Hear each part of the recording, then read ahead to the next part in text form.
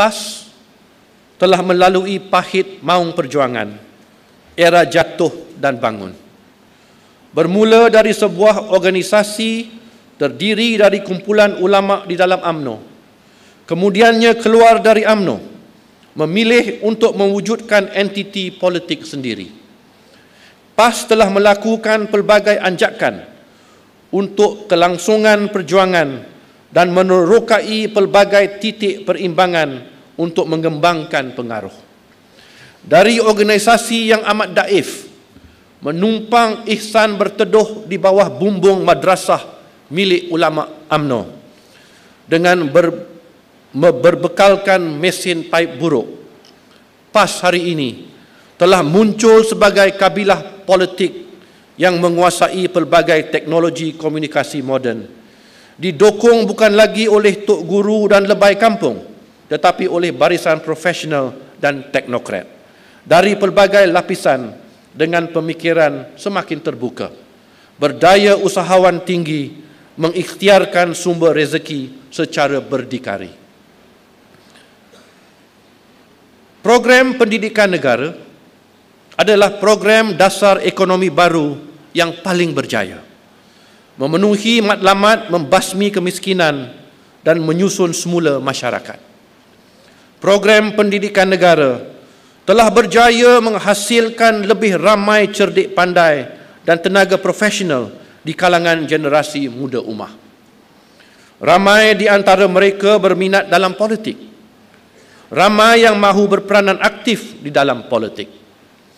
UMNO telah terlalu syarat untuk dapat menyediakan ruang yang boleh menyerap kesemua angkatan muda intelijensia ummah.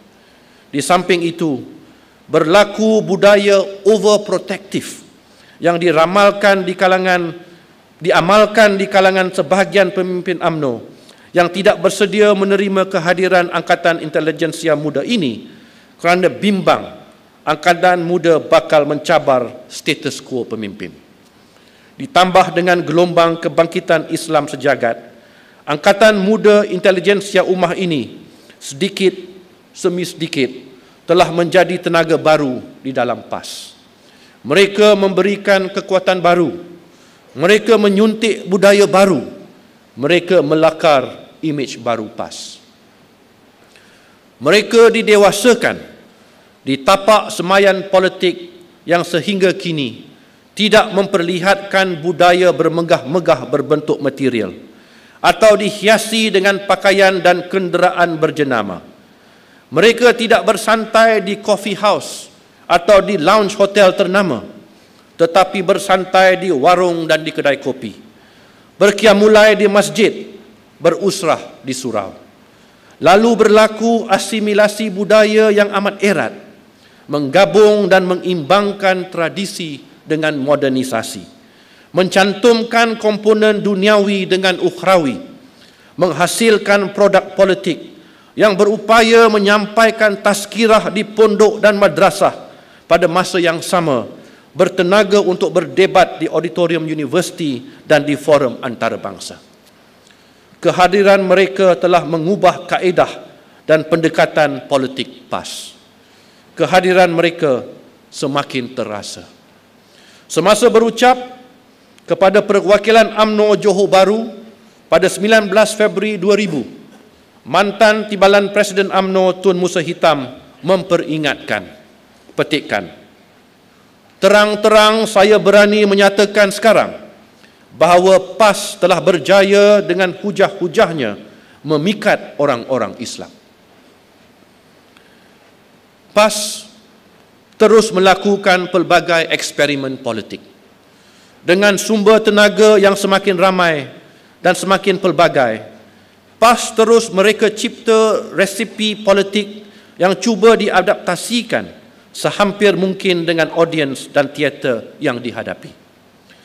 PAS melakukan analisis tepat akan perubahan komposisi pengundi mengikut pecahan kaum melalui pemetaan kawasan pilihan raya baru yang mula diguna pakai semasa pilihan raya umum ke-11 pada tahun 2004.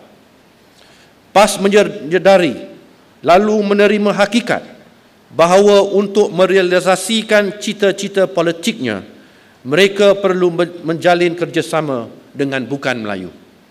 Hari ini, bekerjasama dengan bukan Melayu bukan lagi satu option kepada PAS, tetapi diterima sebagai satu keperluan.